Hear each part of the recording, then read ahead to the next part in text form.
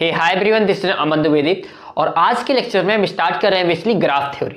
तो सबसे पहले हम समझते हैं यार ये ग्राफ होता क्या है।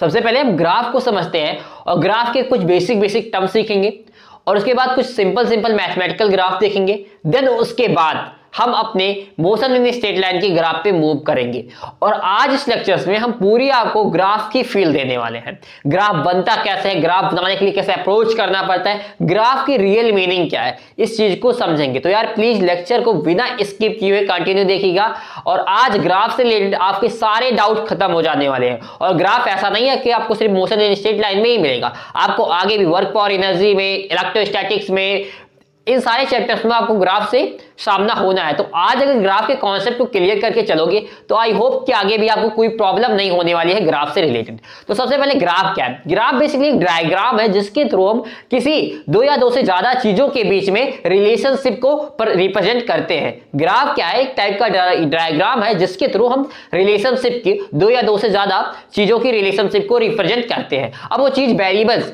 कांस्टेंट, समथिंग कुछ भी हो सकता है, यानी कि किसी दो पैरामीटर्स की, दो या दो से ज्यादा पैरामीटर्स की हम क्या करते हैं? रिलेशनशिप को रिप्रेजेंट करने का काम करते हैं। किसके थ्रू? ग्राफ के थ्रू, डायग्राम के थ्रू। तो हम क्या करते हैं? उसे ग्राफ बोल देते हैं। अच्छा, अब एक पैरामीटर्स जो हमारे पास है, अपने पास पैरामीटर्स है मोशन इन स्ट्रेट लाइन पे, कौन कौन से हैं? डिस्प्लेसमेंट, टाइम, वेलोसिटी, एक्सेलरेशन, ये सारे हमारे फर्स्ट पैरामीटर हैं। तो डेफिनेटली हम जो ग्राफ ड्रॉ करेंगे इन्हीं पैरामीटर्स के बीच में ड्रॉ करेंगे। ये बात थोड़ी सी यहां से फील में आ गई। अच्छा, लेकिन इस टॉपिक को और स्टार्ट करने से पहले हमें कुछ बेसिक ग्राफ की अप्रोच होनी चाहिए। जैसे स्ट्रेट लाइन का कर्व कैसे ड्रॉ किया जाता है, पैराबोलिक कर्व कैसे ड्रॉ किया जाता है, क्योंकि इन टाइप के कर्व को हमें आगे यूज मिलने वाले हैं अपने फिजिक्स में। तो इन टाइप के कर्व की हम बेसिक अप्रोच समझ लेते हैं, कैसे इन्हें ड्रॉ करने का काम करते हैं, और फिर चीजों को हम आगे अपनी फिजिक्स की चीजों को कंटिन्यू समझना शुरू करेंगे। चलिए यार, ज्यादा अपना टाइम वेस्ट ना करते हुए आज के अपने लेक्चर को स्टार्ट करते हैं और आज समझने का प्रयास करते हैं यार ग्राफ क्या है। तो जैसा मैंने आपको भी समझाया, ग्राफ क्या होता है? ग्राफ बेसिकली क्या है? एक टाइप का डायग्राम है जो दो या दो से ज्यादा पैरामीटर्स के बीच में रिलेशनशिप को रिप्रेजेंट करता है। एक टाइप का डायग्राम है। जैसे सपोज करो हमारे पास एक कोई ऐसा डेटा है y और एक डेटा है हमारे पास, ये y x ना लेते हैं, एक राम है और एक अपना एग्जांपल देते हैं, रोहन है और कौन है? साक्षी है। ठीक है, रोहन के और साक्षी की क्या देखते हैं हम? इनकम देखते हैं, मंथली इनकम का ग्रोथ देखते हैं। रोहन और साक्षी की मंथली इनकम का हम ग्रोथ थोड़ा सा देखते हैं। जैसे इधर मंथ है और फिर क्या है? इनकम है। इसका फर्स्ट मंथ में जो इनकम था सपोज करो 10K था, सेकेंड मंथ में इसकी इनकम 15K और थर्ड मंथ में इसकी इनकम जो हो गई कितनी हो गई? 25K। और इसकी फोर्थ मंथ में जो इनकम है वो भी 25K के बराबर है। इधर क्या है? साक्षी के साथ फर्स्ट मंथ में इनकम इसकी 25K, सेकेंड में भी इसकी 25K, थर्ड में इसकी 35K हो जा रही है और फोर्थ में इसकी 40K हो जा रही है। ये इनके 4 मंथ की इनकम का सीन हमें गिवन है। ये सीरियल नंबर नहीं है, मंथ है बेसिकली। अब इनका मंथ वर्सेस इनकम का ग्राफ ड्रॉ करना है। मंथ और इनकम यही दो तो यहाँ पे पैरामीटर्स थे, बिल्कुल। तो मंथ को हम, इनकम को बेसिकली इधर रिप्रेजेंट कर देते हैं और मंथ को हम इधर रिप्रेजेंट करते हैं। ठीक है, अब ग्राफ ड्रॉ करते हैं किसके लिए? पहले साक्षी के लिए। साक्षी की जो पहले मंथ की इनकम है, पहले मंथ की इनकम जो है कितनी है? 25K। हम मान लेते हैं 25K यहां पे कहीं है। तो पहले मंथ की इसकी कुछ इनकम 25K है। सेकेंड मंथ की भी इनकम इसकी कितनी है? 25K।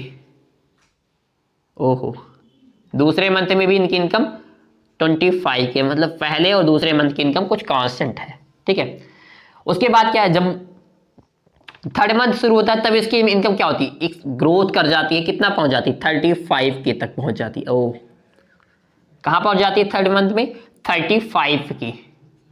अच्छा ग्रोथ होता है। और इसके बाद क्या होता है? इसकी इनकम और थोड़ी सी एबव जाती है नेक्स्ट मंथ पे, वो कितना पहुंच जाती है? 40K finally. इस बार तो ग्रोथ हुआ है लेकिन थोड़ा सा कम ग्रोथ हुआ है।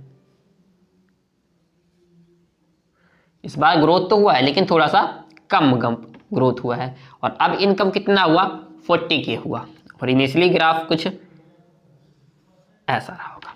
तो जो इसका ग्राफ हमें मिल रहा है मंथ वर्सेस इनकम का, कुछ इस टाइप का ग्राफ मिला हमें। हाँ भैया, इस टाइप का। ये क्या हुआ, ये जो ग्राफ हमने ड्रा किया बेसिकली एक टाइप का रिफरेंस डायग्राम था, और एक डायग्राम किसके बीच में रिलेशनशिप बता रहा था, मंथ और इनकम के बीच में, किसके, साक्षी के।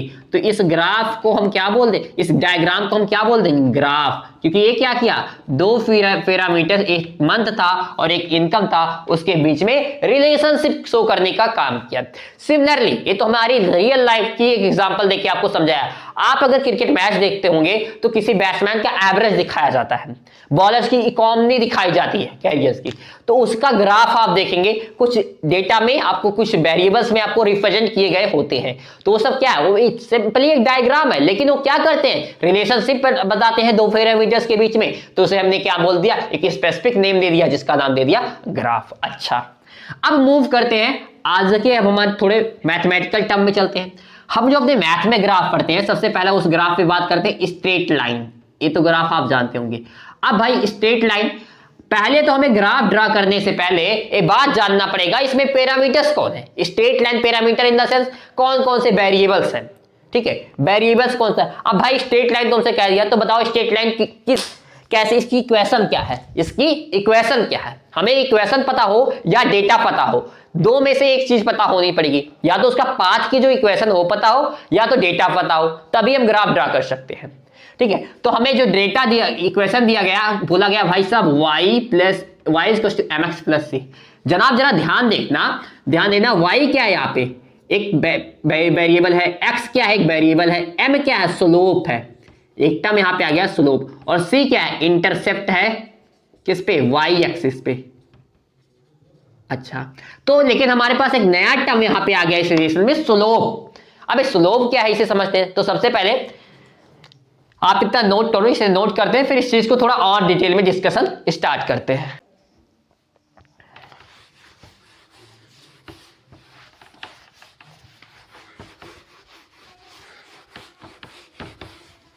देख, हमें क्या पता है, ग्राफ की स्लोप बतानी है। एक स्ट्रेट लाइन कर्व है, उसमें स्लोप की चर्चा करनी है। हम किसकी बात कर रहे हैं, अभी हम स्टार्ट कर रहे हैं स्ट्रेट लाइन कर्व के साथ, स्ट्रेट लाइन,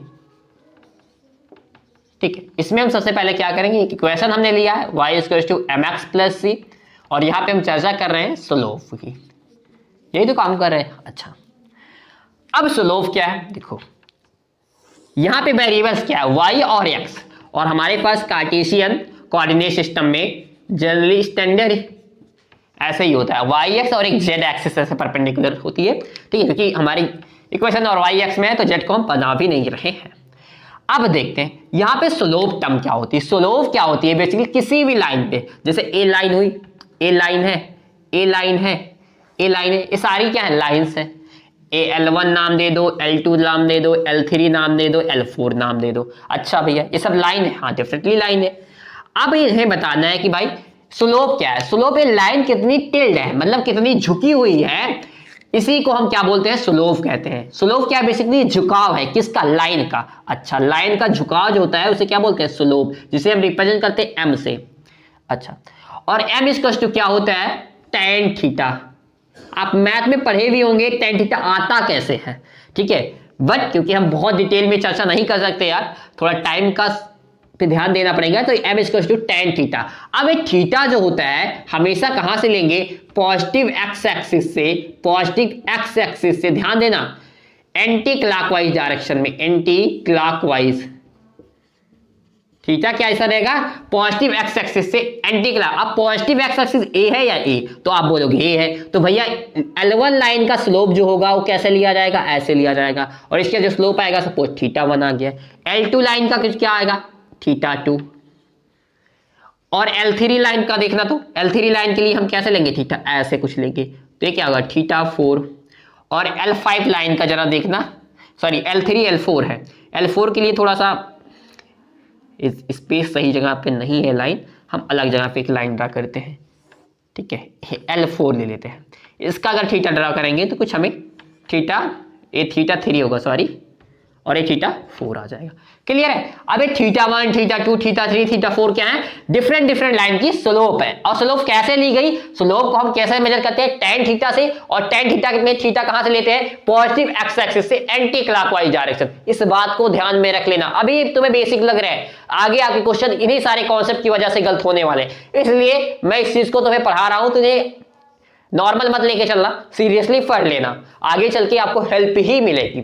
अच्छा ठीक है सर। अब लेकिन थीटा के साथ भी कुछ रिस्ट्रिक्शन है अपनी। अच्छा क्या रिस्ट्रिक्शन है? देखो, क्योंकि m is to tan theta है, हाँ सर। अब थीटा पे अगर थीटा ग्रेटर देन 90 हो गया, उस कंडीशन में tan थीटा क्या होता है? निगेटिव होता है। तो क्या हो जाएगा? स्लोप हमारी क्या आ जाएगी? निगेटिव आ जाएगी। अगर हमारा थीटा क्या हुआ? 90 डिग्री से ज्यादा हुआ तो स्लोप क्या होगी? निगेटिव होगी। तो कौन कौन सी लाइन की स्लोप निगेटिव यहां पे दिख रही है तुम्हें? L3 और L4। क्यों? क्योंकि θ3 और θ4 की वैल्यू अगर तुम देखोगे तो 90 से ज्यादा दिख रही है। कैसे सर? लो देख रहे हो, 90 से अगर ज्यादा ना होता तो ये लाइन इधर थोड़ा टिल्ड ना की होती, मैक्स टू मैक्स इतना टिल्ड करती। क्लियर है बात? ओके। अब अगर थीटा लेस देन 90 हुआ तो थीटा लेस देन 90, इस केस में tan थीटा पॉजिटिव होता है और m इज टू पॉजिटिव आएगा। तो लाइन 1 और लाइन 2 की जो स्लोप है वो कैसी है? पॉजिटिव है। क्लियर है? तो m पॉजिटिव कब होगा? जब थीटा की वैल्यू लेस देन 90 होगी। m निगेटिव कब होगा? जब थीटा की वैल्यू ग्रेटर देन 90 होगी। क्लियर है बात? अच्छा, अब इस इक्वेशन में y equal to mx plus C में स्लोप क्या होती है और पॉजिटिव निगेटिव कब होती है, इसे हमने सीख लिया। ये है क्या? ये क्या है? बेसिकली झुकाव है किसी लाइन का। और एक पॉजिटिव और निगेटिव कब होती है, ये बात हमने सीख ली। अच्छा, अब चर्चा करते हैं सी के ऊपर। अब चर्चा करते हैं सी के ऊपर। क्या इतनी बात आपको समझ में आई है? तो नोट कर लो, आगे हम इरेज करके सी पे थोड़ी सी चर्चा अपनी बढ़ाते हैं।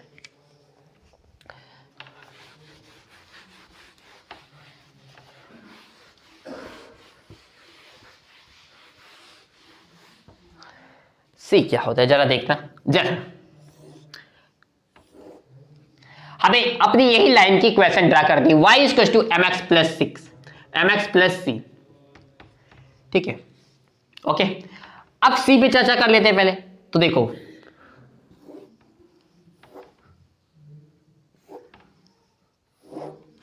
हमारे पास कितनी लाइन है? एक L1, L2, L3, L4, ये 4 लाइनें हैं। ठीक है, 4 लाइन है हमारे पास। जी सर। इंपॉर्टेंट बात क्या है? सी क्या है, इस पे चर्चा। सी बेसिकली होता है intercept on Y axis. Y axis. अब इंटरसेप्ट क्या होता है? अच्छा जरा समझते हैं। जैसे हम कौन सी लाइन ले लें? L1 लाइन ले लेते हैं। L1 लाइन सी पे किस पॉइंट पे कट, वाई एक्सिस को जिस पॉइंट पे कट करेगी वहां से लेकर इस ओरिजिन तक की डिस्टेंस को, किसकी? ओरिजिन तक की डिस्टेंस को हम क्या बोलेंगे? हम बेसिकली बोलेंगे सी। इसी को हम क्या बोलेंगे? सी। अच्छा, अब सी भैया निगेटिव भी हो सकता है, डेफिनेटली हो सकता है। जैसे अगर L2 लाइन में देखो तो सी कैसा है? निगेटिव है। देखो, इंटरसेप्ट निगेटिव है, ये क्या है? निगेटिव। तो सी निगेटिव और पॉजिटिव भी हो सकता है, डेफिनेटली निगेटिव हो सकता है और एक पॉजिटिव भी हो सकता है। कब होगा? जब line y positive y axis को कट करेगी तब c की वैल्यू क्या होगी? पॉजिटिव होगी। कभी होगी? When line intercept positive y axis.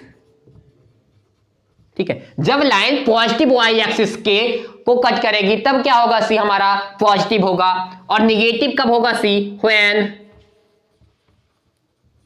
Line intercept negative y axis. Negative हमारा सी कब होगा? जब लाइन नीचे कहीं y एक्सिस पे, मतलब निगेटिव y एक्सिस पे इंटरसेप्ट करेगी। अच्छा भैया, तो y पे चर्चा खत्म, c पे चर्चा खत्म, सॉरी m पे और c की चर्चा खत्म हो गई। y और x में पहले से ही पता क्या है? वेरिएबल है। x को हम इधर रिप्रेजेंट कर रहे हैं और y को इधर रिप्रेजेंट कर रहे हैं। तब तो अब y equal to mx plus c में जितनी भी बेसिक टर्मिनोलॉजी थी हमने क्लियर कर ली। अब इसकी हम ड्रॉ करना सीखेंगे, y equal to mx plus c को कैसे ड्रॉ करेंगे। ठीक है, ऐसी अगर इक्वेशन में मिल जाए तो उसे हम कैसे ड्रॉ करेंगे, इस चीज को सीखते हैं।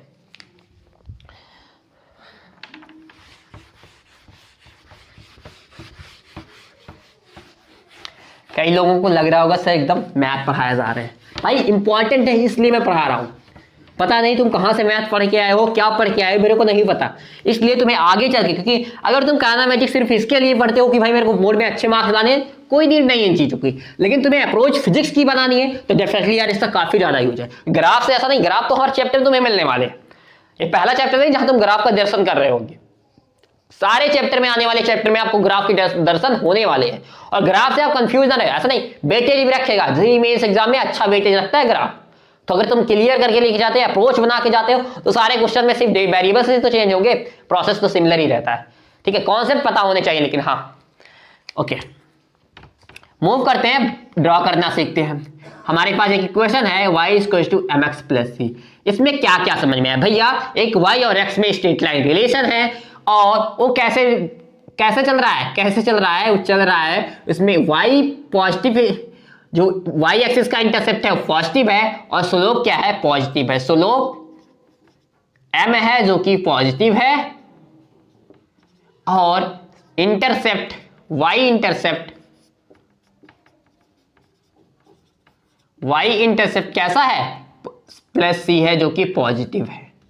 हाँ अब इसका ग्राफ ड्रा करना है, तो चलिए ग्राफ। अब हमारे पास कुछ इक्वेशन है, बताओ इसके लिए कौन सी, इस इक्वेशन के लिए कौन सा ग्राफ आपके लिए सही हो सकता है। पहली इक्वेशन ये है, ठीक है, L1, ठीक है। दूसरी इक्वेशन हमारी L2, तीसरी इक्वेशन हमारी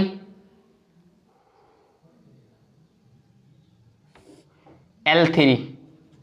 ये तीन इक्वेशन है भाई हमारे पास, L1, L2, L3।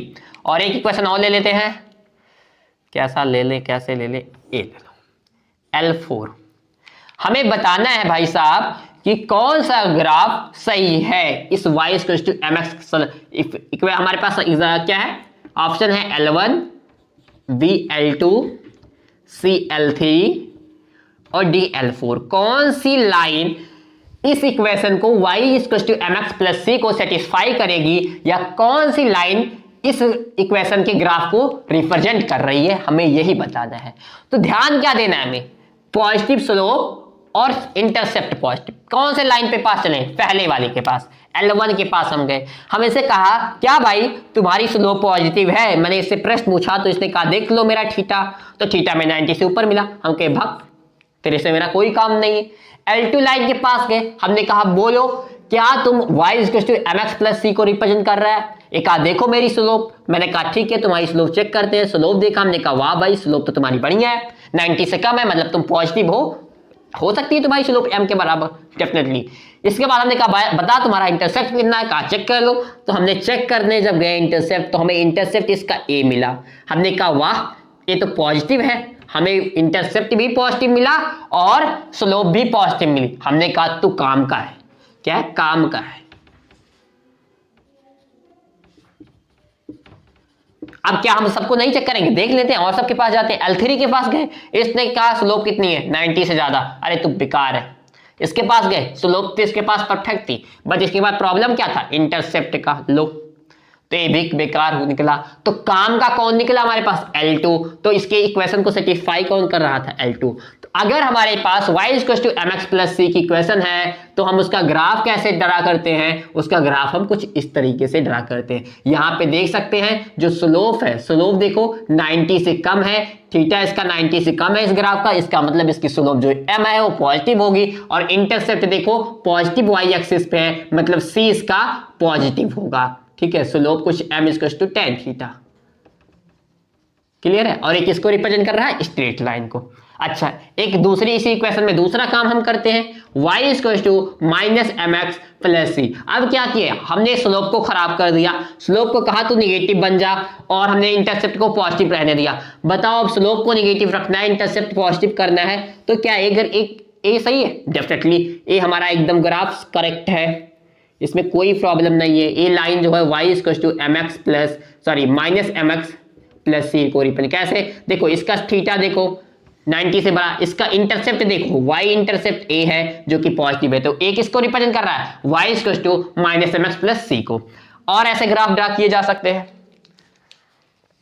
पता नहीं आपको इन ग्राफों के साथ खेलना आ रहा है या फिर समझ में ही नहीं आ रहा है कुछ।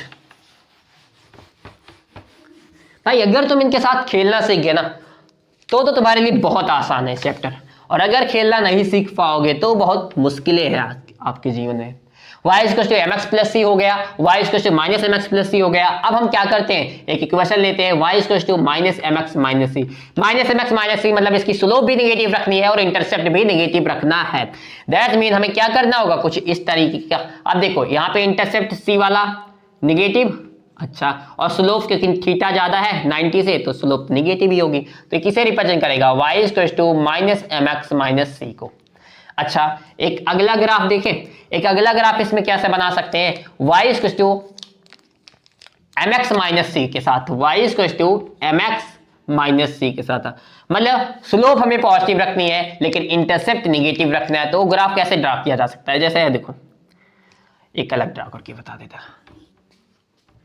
ये देखो यहाँ पे थीटा क्या है, थीटा 90 से कम है, पॉजिटिव है, लेकिन स्लोप इंटरसेप्ट क्या है, माइनस है, नेगेटिव है। तो ये ग्राफ किसको रिप्रेजेंट करेगा, y equal to mx minus c की। तो y equal to mx minus c में जितने साइन चेंज करके बन सकते थे ग्राफ, मैंने सबको आपके सामने रख दी है। अब आपको देखना है क्या ये चीजें आपको समझ में आई या नहीं आई। अगर आप पहले मैथ से पढ़े होंगे, मैथ पढ़ रखे होंगे, तब तो तुम्हें बहुत जबरदस्त समझ में आया होगा। शायद अगर मैथ तुमने ना पढ़ी हो फिर भी समझ में आया, क्योंकि मैंने ऐसा नहीं है कि मैं सिर्फ स्लोप को थोड़ा और डिटेल में नहीं समझाया हो, बाकी ग्राफ की अप्रोच तो बहुत जबरदस्त तुम्हें बताई। अब हम मूव करते हैं पैराबोला में, ठीक है। ए हमारा स्ट्रेट लाइन था, अब हम चल रहे हैं पैराबोला की तरफ, ठीक है, क्योंकि हमें जो कर्व मिलेंगे जनरली फिजिक्स में स्ट्रेट लाइन और पैराबोला, तो इनके ऊपर हमारी पीएचडी होना जरूरी है।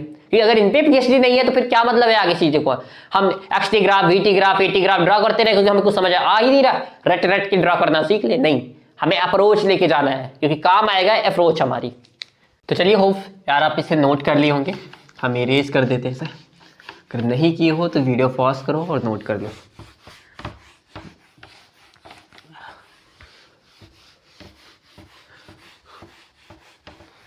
अब बात करते हैं कुछ बेसिक पैराबोलिक कर्व के ऊपर, ठीक है।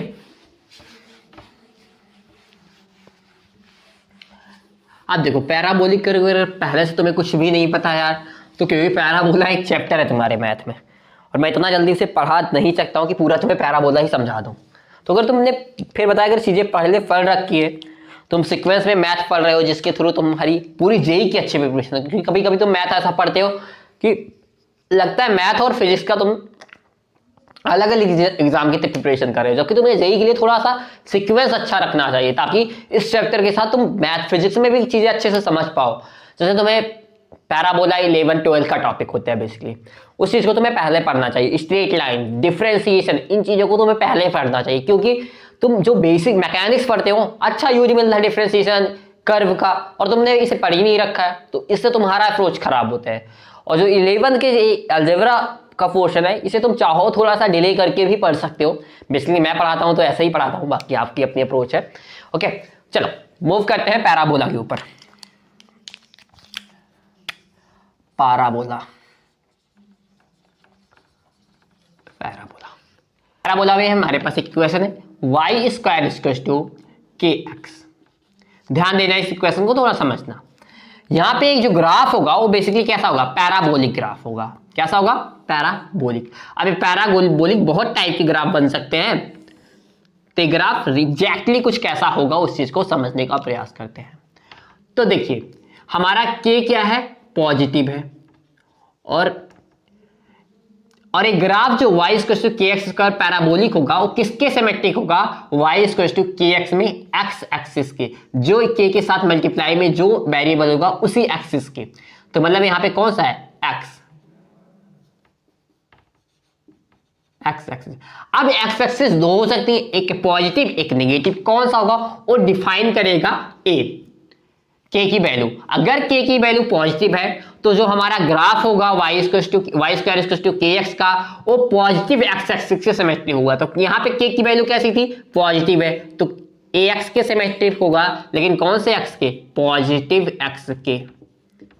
लेकिन सोचो अगर x की वैल्यू निगेटिव होती तो, अगर x की वैल्यू यहाँ पे y माइनस के एक्स होता, मतलब k की वैल्यू अगर निगेटिव होती, x की नहीं सॉरी k की वैल्यू अगर निगेटिव होती, तो a अब भी x एक्सिस के ही सिमेट्रिक रहता, लेकिन अब एक कौन सी x एक्सिस के सिमेट्रिक रहता, तो आप बोलते निगेटिव x एक्सिस के।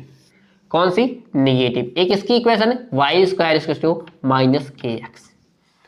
अच्छा, ऐसे ही अब हमारे पास एक और तरीके का मिल सकता है, क्या, एक्स स्क्वायर के वाई के फॉर्म में करो, तो बस यही काम करना है। अब यहां पे किसके सिमेट्रिक होगा, वाई के, जिसका स्क्वायर नहीं रहेगा उसी के सिमेट्रिक हमें ग्राफ बनाना पड़ेगा। तो कौन सी वेरिएबल का स्क्वायर नहीं है, वाई का, तो वाई के सिमेट्रिक ग्राफ होगा।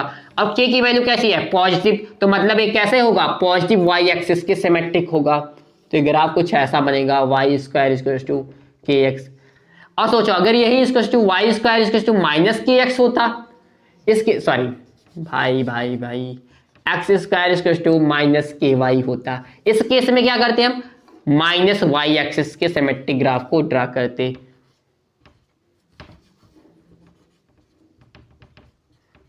क्लियर है, यहां पे वेरिएबल कौन है, इधर एक्स है इधर वाई है।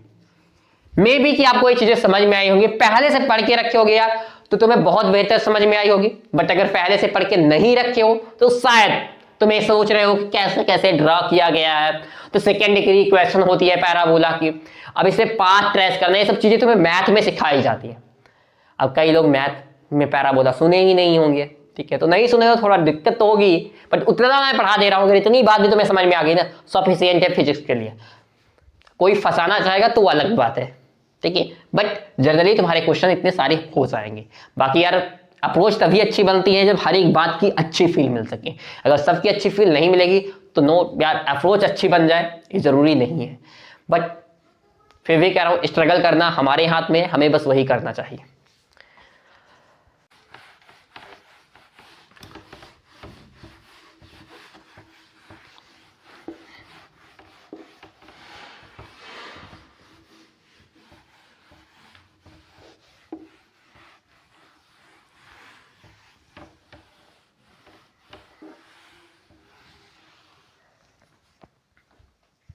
अच्छा, जब जर्नल इक्वेशन की बनो,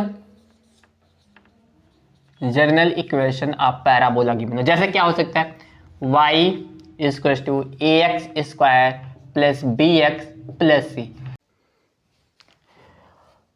तो जब y ग्रेटर देन जीरो तो ए लेस देन जीरो तो ये। अब इससे यार बहुत टाइप के ग्राफ हो सकते हैं, c की वैल्यू चेंज करने से। उसके बाद अब यहाँ पे देखो y equal to A X square plus B X plus C. Suppose करो x equal to B Y square plus B X A Y square plus B X plus C वाली इक्वेशन होती, तब कैसे करते। तो अब ये चीज तुम्हें थोड़ी सी चीजें समझ में आनी चाहिए कि सिमेट्रिक किसके, अभी यहाँ पे x हो जाता है और यहाँ पे x यहाँ पे y हो जाता है, तो एक काम किसके थ्रू करते हैं, एक काम करते हैं हम पॉजिटिव x एक्सिस के थ्रू। मतलब यहाँ पे कहीं हम बनाते a वाला ग्राफ और ऐसे कुछ उल्टा करके बनाते a वाला ग्राफ। क्लियर है, अच्छा मे बी कि तुम्हें समझ में आया होगा, ठीक है, नहीं समझ में आया तो पैराबोला के बेसिक कॉन्सेप्ट सीख लेना, तुम्हें ज्यादा अच्छे से समझ में आ जाएगा। अब हम मूव करते हैं आज के अपने टॉपिक्स पे, जहां हम डिफरेंट पैरामीटर्स के बीच में रिलेशन डिफाइन करेंगे with the help of graph, ठीक है, जिसे हम with the help of diagram, जिसे हम बोलेंगे ग्राफ, ऐसा भी आप बोल सकते हैं। तो चलिए इतना आप नोट कीजिए और आगे हम मूव करते हैं और आज के टॉपिक को स्टार्टिंग करते हैं, अपने फिजिक्स की स्टार्टिंग करते हैं। अभी तक तो हम सिर्फ और सिर्फ कुछ बेसिक्स मैथ पढ़ रहे थे, जो आज के लेक्चर्स में इंपॉर्टेंट रोल प्ले करेंगे। अभी तुरंत तुम्हें इन चीजों का एप्लीकेशन समझ में आएगा। पैराबोला का तो बहुत कम एप्लीकेशन आपको मिलेगा आज के चैप्टर में, ठीक है, हो सकता है आने वाले टाइम में आपको इसका भी अच्छा यूज मिले, लेकिन आज में ज्यादा यूज इसका नहीं मिलने वाला है। बट हाँ, स्ट्रेट लाइन का तो जबरदस्त यूज मिलेगा, मतलब 80% लेक्चर आज स्ट्रेट लाइन के साथ ही चलेगा। तो नोट करो और आगे मूव करते हैं।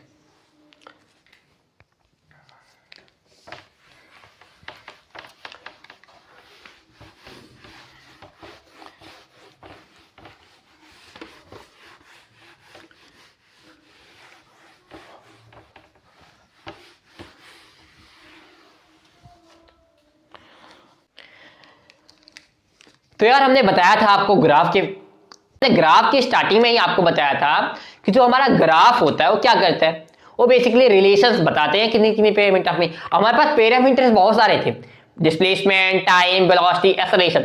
अब इनमें कैसे कैसे टाइप के ग्राफ आपको मिल सकते हैं, तो देखो एक रिलेशन आपको मिल सकता है डिस्प्लेसमेंट टाइम के साथ, जिसे हम एक्स ग्राफ के थ्रू जानेंगे, डिस्प्लेसमेंट टाइम। दूसरा क्या मिल सकता है, वेलोसिटी टाइम के साथ। तीसरा क्या मिल सकता है, एक्सेलरेशन टाइम के साथ। अब और क्या हो सकता है, डिस्प्लेसमेंट वेलोसिटी का रिलेशन मिल सकता है, ठीक है, डिस्प्लेसमेंट एक्सेलरेशन का मिल सकता है, और वेलोसिटी एक्सेलरेशन का मिल सकता है। यही तो, इसके अलावा और कोई ग्राफ एग्जिस्ट कर सकता है क्या? ठीक है, इसके अलावा आई होप, हाँ, जब ए ग्राफ थोड़ा सा आप इस फॉर्मेट पर पढ़ेंगे, AX ग्राफ और AV ग्राफ, ठीक है, एक्सेलरेशन वेलोसिटी ग्राफ।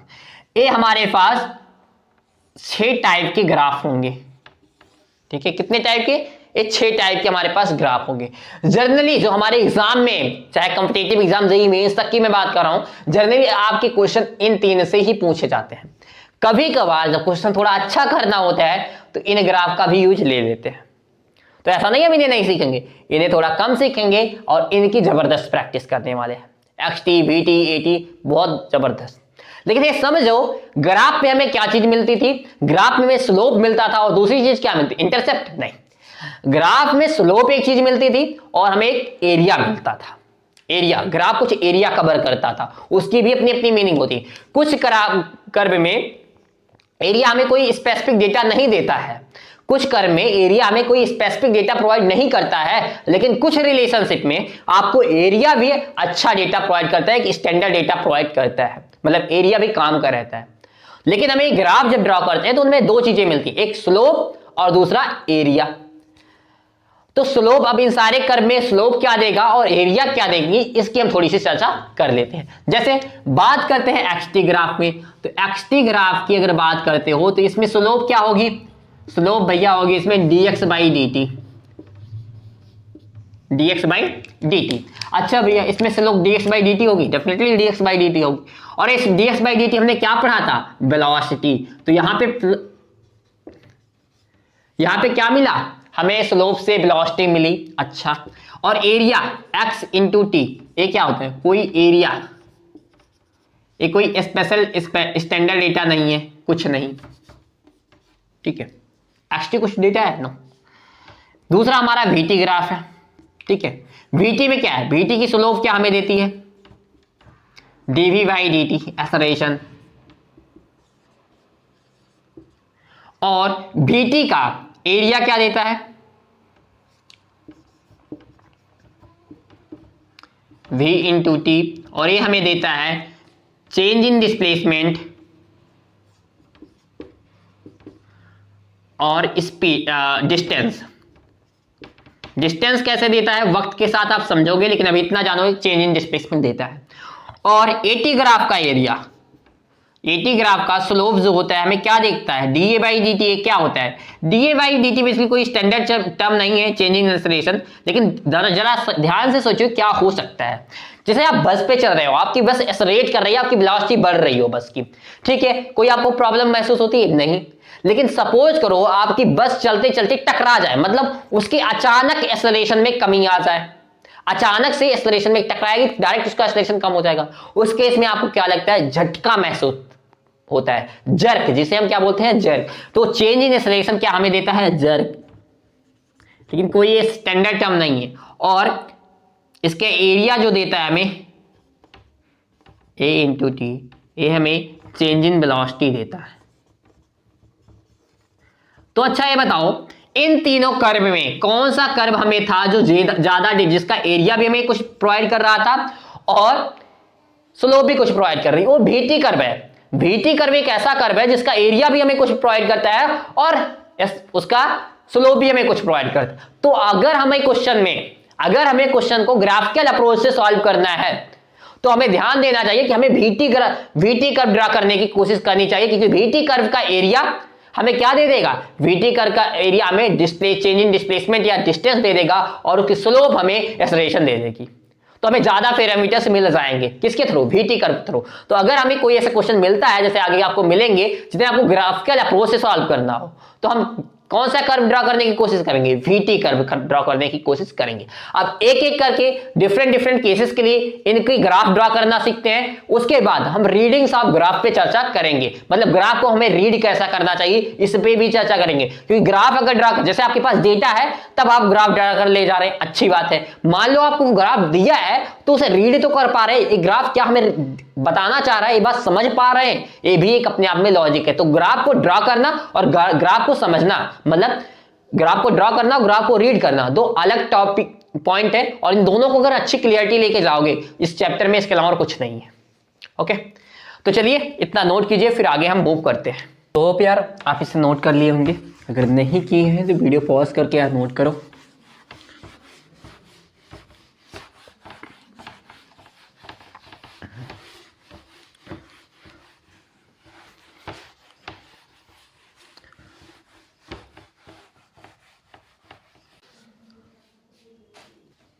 तो यार बेसिकली अब हम एक ग्राफ ड्रा करेंगे for uniform accelerated motion. Uniform accelerated motion के बीच में अगर मोशन में हमें xt, vt, at graph draw करने के लिए बोल दिया जाए तो हम कैसे अप्रोच करेंगे? यूनिफॉर्म एक्सेलरेटेड मोशन मतलब क्या होता है? ऐसा मोशन जिसमें एक्सेलरेशन कांस्टेंट है, एक्सेलरेशन कांस्टेंट है। तो हमने ऐसे मोशन के लिए डिफरेंट पैरामीटर में रिलेशन के लिए कुछ इक्वेशन पढ़ रखी हैं, हम उनका यूज करेंगे और ग्राफ को ड्रॉ कर लेंगे। अगर हमारे पास यूनिफॉर्म एक्सेलरेटेड मोशन मतलब a इक्वल्स टू कांस्टेंट है तो हमारे पास कुछ इक्वेशन है, s equals to ut plus half of at square, v equals to u plus at और v square equals to u square plus 2as। ठीक है, हमें ड्रॉ कौन सा ग्राफ करना है? xt, vt और at ग्राफ। क्या हम इस इक्वेशन के सहारे एक काम कर सकते हैं? डेफिनेटली। जैसे हमें xt ग्राफ जब ड्रॉ करना है तो देखते हैं कैसे करेंगे। देखिए xt ग्राफ, x और t में रिलेशन मिले, x मतलब डिस्प्लेसमेंट, एक x कर लेते हैं, x equals to ut plus half of at square. यहाँ पे इसका मतलब ये है कि जो ग्राफ होगा वो कौन सी एक्सिस के पैराबोलिक होगा, क्योंकि ये टी स्क्वायर है यहाँ पे, तो पैराबोलिक होगा एक्स वाली एक्सिस के। अच्छा ठीक है, इतनी बात समझ में आई। लेकिन ये अपवर्ड पैराबोला होगा या डाउनवर्ड पैराबोला होगा, वो कौन डिसाइड करेगा? एक्सेलरेशन की वैल्यू। अगर एक्सेलरेशन पॉजिटिव है, अगर a ग्रेटर देन 0 है तो ये ग्राफ कैसा होगा? Upward parabola. ये ग्राफ कैसा होगा? Upward parabola. ठीक है, ग्राफ कैसा होगा? Upward parabola. अगर ये ग्राफ एक्सेलरेशन नेगेटिव है, अगर एक्सेलरेशन क्या है? नेगेटिव है, a ग्रेटर देन 0 की कहानी है। अगर एक्सेलरेशन नेगेटिव है तो ये पैराबोला कैसा हो जाएगा? डाउनवर्ड। तो ये ग्राफ कुछ इस तरीके से बन जाएगा। ये क्या होगा? जब a लेस देन 0 हो। कौन सा ग्राफ है? xt ग्राफ है। क्लियर है? होप यार क्लियर होगा आपको। तो a लेस देन, अगर एक्सेलरेशन नेगेटिव होता है तो xt ग्राफ कैसा होता है? Downward parabola. और एक्सेलरेशन पॉजिटिव होता है तो अपना xt ग्राफ अपवर्ड पैराबोला होता है। ध्यान देना है, थोड़े बेसिक्स ग्राफ है ना, अगर ये तुम्हारे दिमाग में बैठ जाए तो ज्यादा बेहतर है। वैसे चाहो तो ड्रॉ कर सकते हैं, अप्रोच तो मैं सिखा रहा हूं तुम्हें ड्रॉ करने की, ऐसा थोड़ी ना मैं रटा रहा हूं। ठीक है, तो कोई बात नहीं, रटने की कोई जरूरत भी नहीं है। अब हम अगले ग्राफ के ऊपर मूव करते हैं, VT ग्राफ के ऊपर। इतनी बात समझ में आ गई? VT ग्राफ तो हम यहीं पे ड्रा कर लेते हैं। VT graph, V and T, एक ग्राफ हमें। अब V और T में रिलेशन देखो, V equals to U plus AT, Y equals to MX plus C, वाला रिलेशन। यहाँ पे YC क्या है? U है, U पॉजिटिव है तो हमारा ग्राफ कैसा होगा? एक्सेलरेशन पॉजिटिव और U पॉजिटिव। अगर इनिशियल में U तो ऐसे पॉजिटिव, अगर एक्सेलरेशन ग्रेटर देन 0 है उस केस में हमारा ग्राफ क्या होगा? A वाला होगा। अगर एक्सेलरेशन लेस देन 0 है, अगर a निगेटिव है तो हमारा ग्राफ कैसा हो जाएगा? हमारा ग्राफ कुछ ऐसा हो जाएगा। ये किसका ग्राफ है? a है जब VT ग्राफ है और a भी VT ग्राफ है। लेकिन एक कब है? जब एक्सेलरेशन लेस देन 0 हो और एक्सेलरेशन ग्रेटर है। क्यों? क्योंकि एक्सेलरेशन की वैल्यू y बराबर mx plus c, y equals to c plus mx। m की जगह पे यहाँ पे कौन है? a है। a जब पॉजिटिव होता था तो हम काम कैसे करते थे? ऐसा। a नेगेटिव जब होता था तो ऐसा। क्लियर है बात? अच्छा, अब अगला ग्राफ हम क्या ड्रा करते हैं, एक्सेलरेशन टाइम का, क्योंकि एक्सेलरेशन हमें कांस्टेंट ही बोला है भाई।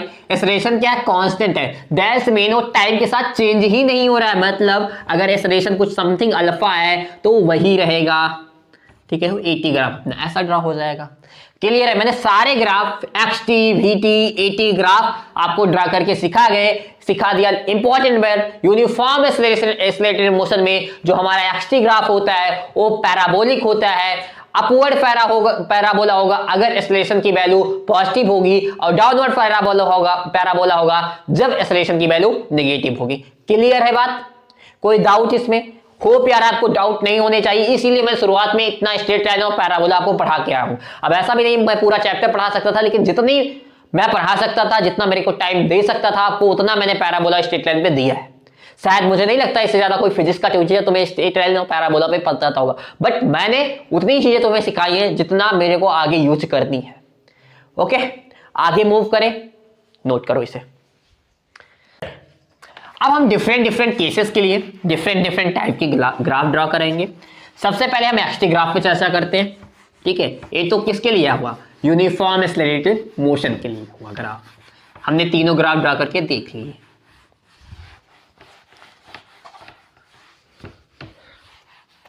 ओके भैया, अब भाई साहब हम थोड़ा सा xt ग्राफ के ऊपर, position time graph xt graph के ऊपर चर्चा कर लेते हैं, ठीक है।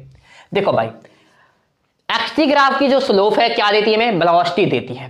पहला कंडीशन, अगर वेलोसिटी इक्वल टू 0 हो जाए, क्या हो जाए, अगर वेलोसिटी 0 है, वेलोसिटी 0 हो, तब हम xt ग्राफ को कैसे ड्रा करेंगे।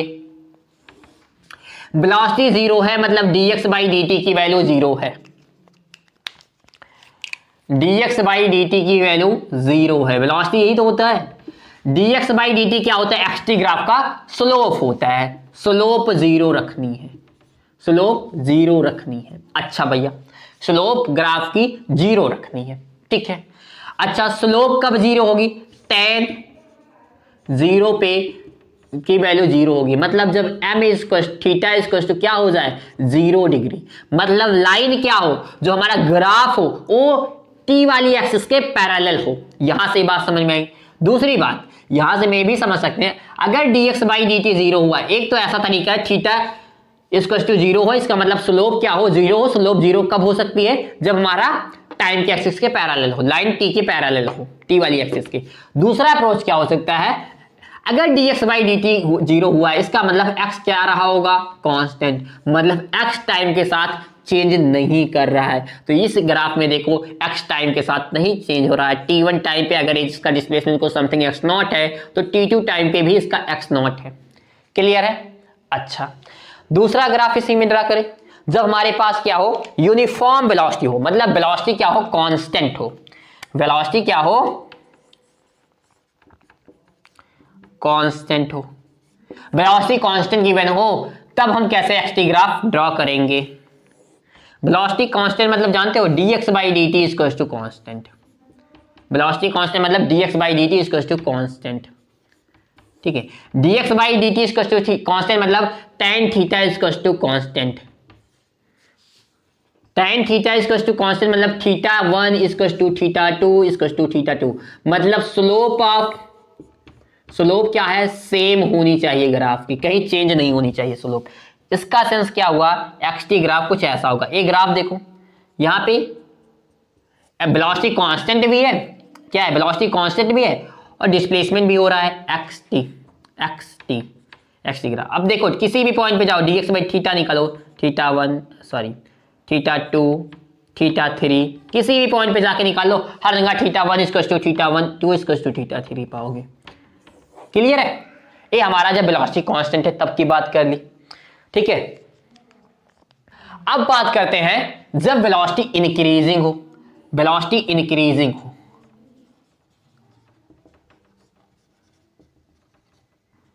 वेलोसिटी इंक्रीजिंग हो। अब भाई साहब जब वेलोसिटी इंक्रीजिंग होगी तब क्या होगा, जरा देखते हैं xt ग्राफ।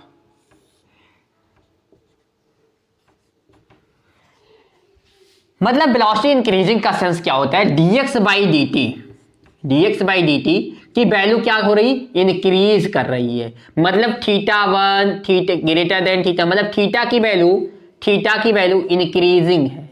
इसका मतलब ग्राफ कुछ हमारा क्या होगा, स्ट्रेट लाइन ना होकर कुछ कर्व साइड होगा, और कर्व में कैसा होगा, पैराबोलिक होगा। ठीक है, क्योंकि वेलोसिटी इंक्रीज करने का मतलब कहीं ना कहीं एक्सेलरेशन इंट्रोड्यूस हो गया, क्योंकि वेलोसिटी इंक्रीज कर रही है इसका मतलब एक्सेलरेशन इंट्रोड्यूस हो गया, और एक्सेलरेशन आ गया इसका मतलब हमारा ग्राफ कैसा बनेगा, पैराबोलिक और पैराबोलिक इस टाइप का कुछ बन जाएगा। क्लियर है। यहाँ पे देखो इनिशियली वेलोसिटी थीटा किसी भी पॉइंट थीटा, अच्छा कर्व में थीटा कैसे ड्रा करते हैं, एक टेंजेंट लेंगे फिर यहाँ पे थीटा ड्रा करेंगे, फिर टेंजेंट लेंगे फिर यहाँ पे ए थीटा मानेंगे। ठीक है, पैराबोलिक पाथ पे हम हमेशा टेंजेंट ड्रा करके थीटा को फाइंड करेंगे। अब अगर वेलोसिटी डिक्रीजिंग हो तब कैसे काम करेंगे, उसके लिए भी अपना तरीका है, इतना नोट करो। तो वेलोसिटी डिक्रीजिंग के लिए भी बना देते हैं एक्स टी ग्राफ।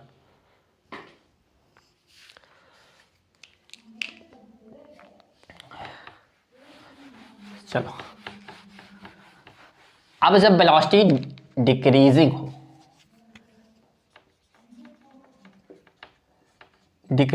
इस केस में हमें पता है डाउनवर्ड पैराबोला बनेगा कुछ ऐसा। यहां पे देखो, यहां पे थीटा सबसे ज्यादा, फिर थीटा कम, लास्ट में आके थीटा जीरो हो गया। और एक्सटी ग्राफ पे थीटा किसे बता रहा है, वेलोसिटी को बता रहा है, और जाके लास्ट में थीटा इक्वल्स टू जीरो हो गया, इसका मतलब लास्ट में वेलोसिटी जीरो हो गई। क्लियर है बात।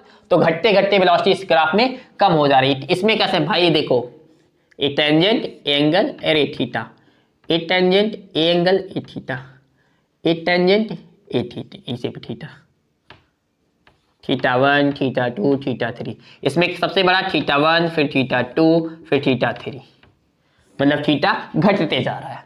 क्लियर है। तो हमने एक्स टी ग्राफ जब वेलोसिटी डिक्रीज कर रही है, वेलोसिटी इंक्रीज कर रही, इन सारे केसेस में बना लिए। वेलोसिटी जीरो हो, अब मूव करते हैं, अब वेलोसिटी घट रही है, इसका मतलब उसमें एक्सेलरेशन आ गया भाई, एक्सेलरेशन की डायरेक्शन और वेलोसिटी की डायरेक्शन अपोजिट है, इसलिए वेलोसिटी घट रही है। वेलोसिटी बढ़ रही है, इसका मतलब एक्सेलरेशन आ गया उसमें, वेलोसिटी और एक्सेलरेशन की डायरेक्शन सेम है, इसलिए वेलोसिटी बढ़ रही है। अब मूव करते हैं हम वीटी ग्राफ के ऊपर, और थोड़ा से वीटी ग्राफ पे भी चर्चा कर लेते हैं।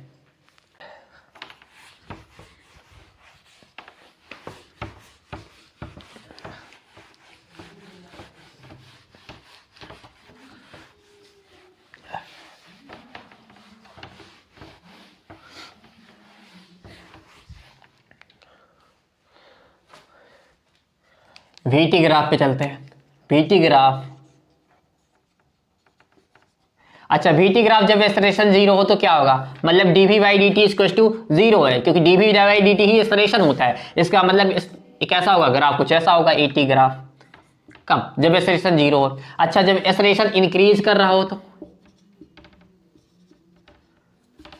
या एक्सेलरेशन कांस्टेंट हो, पहले एक्सेलरेशन कांस्टेंट है तो वीटी ग्राफ कैसे बनेगा, एक्सेलरेशन कांस्टेंट है, इसका मतलब वीटी ग्राफ कुछ ऐसा होगा। यहाँ पे देखो ये हमारा वीटी ग्राफ होगा, यहाँ पे हर पॉइंट पे थीटा सेम है, किसी भी जगह पे जाओ θ3 θ2 θ1, हर जगह थीटा तुम सेम पाओगे। ओके, और ए एक्सेलरेशन कांस्टेंट की बात हुई।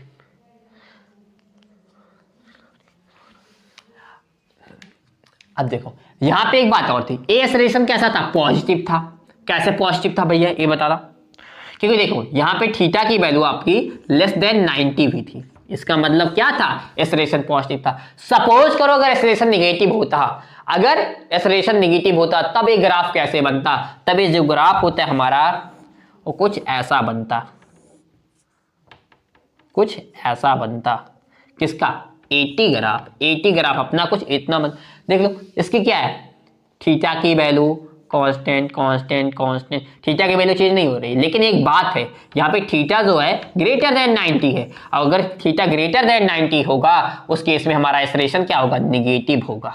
ये निगेटिव एक्सेलरेशन के लिए था और एक पॉजिटिव एक्सेलरेशन के लिए था। ठीक है, क्योंकि डीवी बाई डी टी हमें स्लोप ही देगी, स्लोप हमें एक्सेलरेशन की इंफॉर्मेशन देता है। अब हम मूव करते हैं एक्सेलरेशन टाइम ग्राफ पे। ठीक है, अभी इस पे और कहानी बची हुई है, तो मैं बेसिक थोड़ी सी अप्रोच तुम्हें दे रहा हूं, ऐसा मत समझना सर ग्राफ अब तो आज तो खत्म, इतना जबरदस्त तरीके से खुश मत हो जाओ, अभी बहुत कुछ बचा है इस टॉपिक्स में। ठीक है, अब मूव करते हैं थोड़ा सा एटी ग्राफ की तरफ।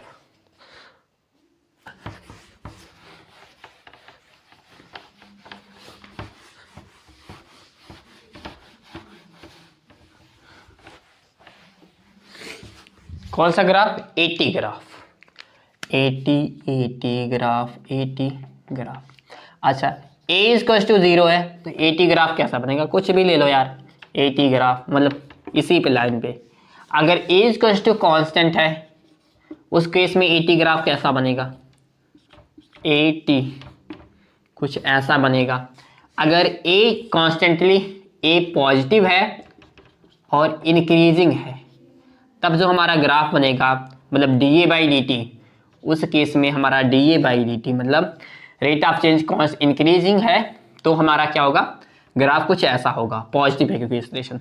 अगर 80 ग्राफ और dA बाई dt मतलब dA बाई dt जो होता है वो बेसिकली क्या होता है? जर्क होता है, जर्क। यहाँ पे एक्सेलरेशन इंक्रीजिंग तो है लेकिन इंक्रीज करने की जो रेट है वो कांस्टेंट है। यहाँ पे acceleration is increasing but rate of increasing acceleration is constant. क्या है? वो कांस्टेंट है। सिमिलरली अब हम कैसे एक काम कर सकते थे, इसमें आता है हमारा ए कैसा होगा? नेगेटिव होगा और क्या कर रहा होगा? डिक्रीज कर रहा होगा। ए नेगेटिव है या हम बोले ए यूनिफॉर्मली डिक्रीज कर रहा है। वैसे नेगेटिव या पॉजिटिव बोलना सही नहीं है, ए यूनिफॉर्मली इंक्रीजिंग है। ठीक है, यूनिफॉर्मली मतलब कांस्टेंट रेट से, यूनिफॉर्मली डिक्रीजिंग है। ए यूनिफॉर्मली डिक्रीजिंग होगा उस केस में ग्राफ कैसा बनेगा हमारा? उस केस में जो हमारा ग्राफ बनेगा वो ए वाला बनेगा। ठीक है, पॉजिटिव और नेगेटिव का यूज नहीं करेंगे। पॉजिटिव और नेगेटिव हमेशा ये नहीं बताते कि अगर कोई एक्सेलरेशन पॉजिटिव है इसका सेंस सही नहीं होगा, हमेशा वेलोसिटी को बढ़ाएगा ही। अगर हो सकता है एक्सेलरेशन पॉजिटिव हो लेकिन वेलोसिटी नेगेटिव हो तब क्या होगा? उसके लिए चीजें थोड़ी समझना पड़ेगा। पॉजिटिव नेगेटिव से सारी चीजें क्लियर नहीं हो जाती हैं। ओके, एक्सेलरेशन रिटार्डेशन वाला लेक्चर देखना। हमने बताया है कि एक्सेलरेशन पॉजिटिव कब लेंगे? जब एक्सेलरेशन और वेलोसिटी की डायरेक्शन सेम होगी। मतलब वेलोसिटी कब बढ़ेगी? जब एक्सेलरेशन वेलोसिटी की डायरेक्शन में होगा। अब हो सकता है वेलोसिटी भी नेगेटिव हो और एक्सेलरेशन भी नेगेटिव हो, इस केस में भी वेलोसिटी बढ़ेगी। ठीक है, चीजें जाके पीछे पढ़ो पहले। ठीक है, तो यार मैंने बेसिक ग्राफ 80 XT के ग्राफ कवर कर लिए हैं, यूनिफॉर्म एक्सेलरेशन मोशन का ग्राफ कवर कर लिया है। अब कल का लेक्चर हमारा काफी इंपॉर्टेंट होने वाला है जहां पे हम स्टार्ट करेंगे रीडिंग ऑफ ग्राफ और कुछ हम अच्छे क्वेश्चन ग्राफ के थ्रू, हम VT ग्राफ के थ्रू हम डिस्टेंस डिस्प्लेसमेंट कैलकुलेट करना सीखेंगे। ये चीजें हमारी कल के लेक्चर्स में होंगी और कल को जेईई मेंस के अच्छे क्वेश्चन भी डिस्कस किए जाएंगे। तो कल का लेक्चर और अच्छा होने वाला है। आज आपको बेसिक्स अप्रोच ग्राफ की मिल गई होगी। होप यार लेक्चर तुम्हें काफी अच्छा लगा। अगर अच्छा लगा हो प्लीज यार लाइक कर देना और चैनल को सब्सक्राइब कर लेना। मिलेंगे नेक्स्ट लेक्चर में, तब तक के लिए चलते हैं। Thank you, take care, bye bye.